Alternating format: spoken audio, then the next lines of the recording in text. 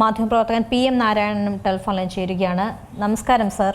ഈ പശ്ചിമേഷ്യൻ സംഘർഷം ഒരു ചർച്ചയിലേക്ക് പോകുന്നു, സമാധാന ചർച്ചയിലേക്ക് പോകാനൊക്കെ ഒരുങ്ങി നിൽക്കുന്ന ഒരു സമയമുണ്ട്. പക്ഷെ അതിലിപ്പോൾ ഇറാന്റെ ഒരു നിലപാട് നിലവിലിപ്പോൾ വ്യക്തമാക്കിയിട്ടില്ല. അതിന് പിന്നാലെയാണ് ഇപ്പോൾ വെടിനിർത്തൽ കാലാവധി നീട്ടിയിരിക്കുന്നത്, അമേരിക്കയുടെ ഒരു പ്രഖ്യാപനം വരുന്നത്. നമ്മൾ എങ്ങനെ വേണം ഇതിനെ കാണാൻ? ഇനിയും ഒരു യുദ്ധ സാഹചര്യം ഒഴിയുന്നു എന്നാണോ മനസ്സിലാക്കേണ്ടത്, അതോ വീണ്ടും ഇതിലേക്ക് തന്നെയാണ് വരുന്നത് എന്ന് വേണോ കരുതാൻ?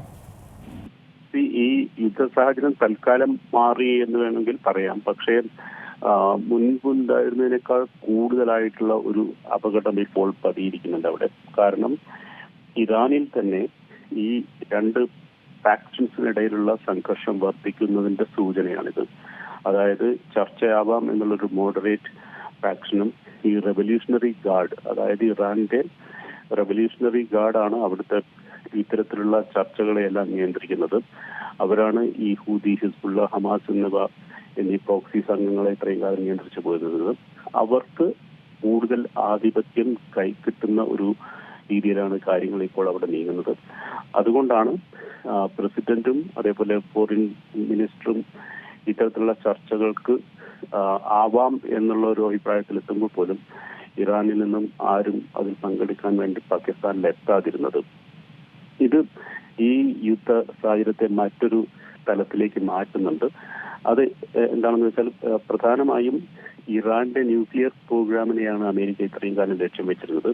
പക്ഷേ ഇറാന്റെ കൈവശം ഈ ന്യൂക്ലിയർ പദ്ധതിയേക്കാൾ കൂടുതൽ കരുത്തുള്ള ഒരു ആയുധം ഇപ്പോൾ ഉണ്ട്. അതാണ് ഈ ഹോർമോസ് കടലിടുക്കിന്റെ നിയന്ത്രണം എന്നത്. അത് കയ്യിൽ ഉള്ളിടത്തോളം കാലം ഇറാന് ലോക സമ്പദ് വ്യവസ്ഥയെ പ്രതിരോധത്തിലാക്കാൻ പറ്റും. ആ കരുത്ത് തിരിച്ചറിഞ്ഞതാണ് ഇപ്പോൾ റെവല്യൂഷണറി ഗാർഡ് ഉപയോഗിക്കുന്നത്. ഇത് ഇറാന്റെ ഈ സമ്മർദ്ദം എന്നത് അമേരിക്കയ്ക്ക് മാത്രമല്ല GCC രാജ്യങ്ങളിലും വലിയ പ്രത്യാഘാതങ്ങൾ ഉണ്ടാക്കും. കാരണം അമേരിക്കയെ സംബന്ധിച്ചിടത്തോളം ചർച്ച ചെയ്യണമെങ്കിൽ അതിന്റെ മറുവശത്ത് അത് കേൾക്കാനും അല്ലെങ്കിൽ അത് തീരുമാനങ്ങൾ എടുക്കാനും കഴിവുള്ള രീതിയിലുള്ളൊരു ലീഡർഷിപ്പിന്റെ ആവശ്യമുണ്ട്.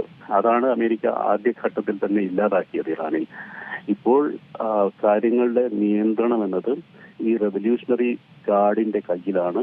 റെവല്യൂഷണറി ഗാർഡ് എന്ന് പറഞ്ഞാൽ ഇറാനെ സംബന്ധിച്ചിടത്തോളം വലിയൊരു ഫോഴ്സാണ്. അത് ഒരു സാധാരണ ആർമി അല്ല. അത് ഈ റിലീജിയസുമായി ബന്ധപ്പെട്ട് കിടക്കുന്ന ഇറാന്റെ മതപരമായ ചിട്ടവട്ടങ്ങളെ അനുകൂലിക്കുകയും അതിനെ പ്രതിരോധിക്കുകയും ചെയ്യുന്ന ഒരു ആർമിയാണത്. അതുകൊണ്ട് തന്നെ ഇപ്പോൾ കാര്യങ്ങൾ കൂടുതൽ ഇവരാണ് തീരുമാനിക്കുന്നത് എന്നുള്ള ഒരു അവസ്ഥയിലേക്ക് കാര്യങ്ങൾ പോകുന്നുണ്ട്. അതുകൊണ്ട് തന്നെ ഈ നെഗോസിയേഷൻസ് അല്പം ബുദ്ധിമുട്ടുള്ള ഒരു അവസ്ഥയിലേക്കാണ് നീങ്ങുന്നത്.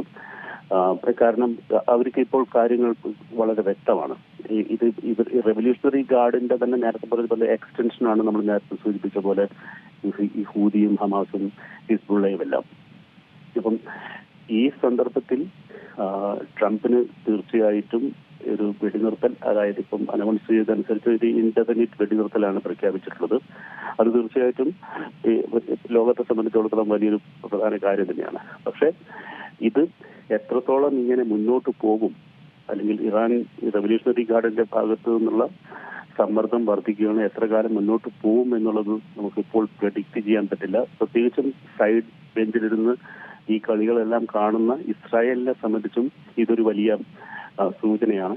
കാരണം ഒരുപക്ഷെ ഇസ്രായേൽ നേരത്തെ നിർത്തിവെച്ച ലെബനോൺ ആക്രമണം തുടരുകയാണെങ്കിൽ കാര്യങ്ങൾ പെട്ടെന്ന് കൈവിട്ടു പോകാനുള്ളൊരു സാധ്യതയും ഇപ്പോൾ നിലനിൽക്കുന്നുണ്ട്. പ്രതികരിച്ചതിന് ഏറ്റവും പുതിയ വാർത്തകളും വിശേഷങ്ങളും വിരൽ തുമ്പിലറിയാൻ സീ മലയാളം ന്യൂസ് എല്ലാ ഡിജിറ്റൽ പ്ലാറ്റ്ഫോമുകളിലും ലഭ്യം.